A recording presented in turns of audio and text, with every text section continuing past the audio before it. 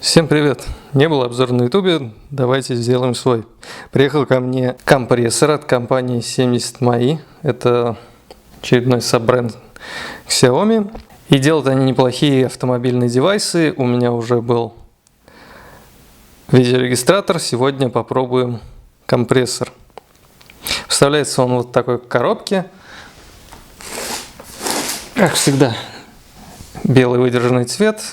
Ничего особенного, картинка и характеристики. Внутри вот на такой вот мягкой подставке мы находим сам бокс с компрессором и инструкцию. Инструкцию, что немаловажно, есть в том числе и на русском языке. В боксе также ничего лишнего. Мы здесь видим насадку, которая надевается на, собственно, шину. Адаптер для прикуривателя. И сам компрессор. На нем, по сути, 4 клавиши. Клавиша, которая начинает качать, клавиши, которые можно переключать единицы измерения, килопаскали, бары и так далее. И, собственно, регулировка. Плюс-минус, по которому мы можем выставить значение, до которого мы будем качать шину, мячик, что угодно. И вот здесь вот внизу, сразу незаметно, есть набор насадок, которые здесь зафиксированы, чтобы их не потеряли. Например, ниппель и так далее.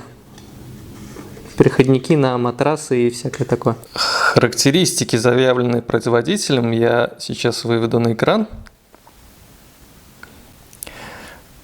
Что меня сподвигло купить именно данный компрессор? У меня и до этого были разные китайские простые и отечественные компрессоры. Несколько штук, которые все грешили одним и тем же. Вот этот вот переходник на прикуриватель вызывал скачки напряжения и горел предохранитель. Тут я надеюсь, что в ходе эксплуатации таких проблем не возникнет. Несомненным плюсом этого компрессора является то, что у него есть яркий дисплей, где сразу вы видите, какое текущее давление в шинах, и вы можете выставить конечную цель, до которой вам надо ее докачать и, в общем-то, отдыхать, пока он сделает всю работу сам. А сейчас давайте проверим это в деле. Я просто спущусь вниз и попробую покачать шины. Не буду никак это даже комментировать.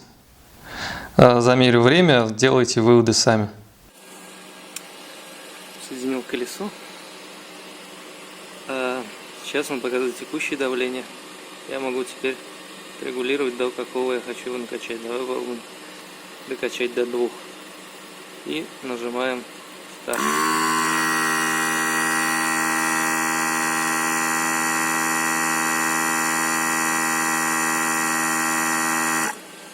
Попробуем накачать колесо с 0,8 до 2,2.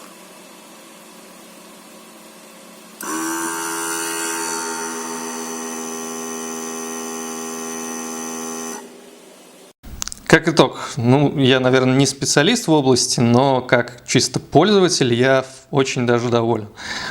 Больше всего меня радует, что не надо париться о результате, вы выставляете нужные вам значения и идете, например, откручиваете остальные ниппеля, пока качается первое колесо, что упрощает и ускоряет процесс.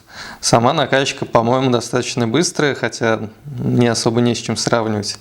По крайней мере, за данную цену вполне достойный результат. Также мне определенно нравится бокс, в котором все лежит вместе. Меня очень сильно бесило засовывать китайские компрессоры в их неудобные чехлы, а здесь все рядышком, все компактно. Единственное, я не понял, судя по фотографии, как-то компрессор можно из бокса вынуть, но что-то ножки не откручиваются. Если кто разобрался, напишите в комментариях. Буду очень рад. Но, с другой стороны, вот так он занимает чуть больше места, может быть, кому-то не понравится. Хотя попробуйте его выковырять. На данный момент к минусам я бы отнес только короткую длину шланга подкачки, что, в принципе, с легко компенсируется весомой длиной кабеля питания.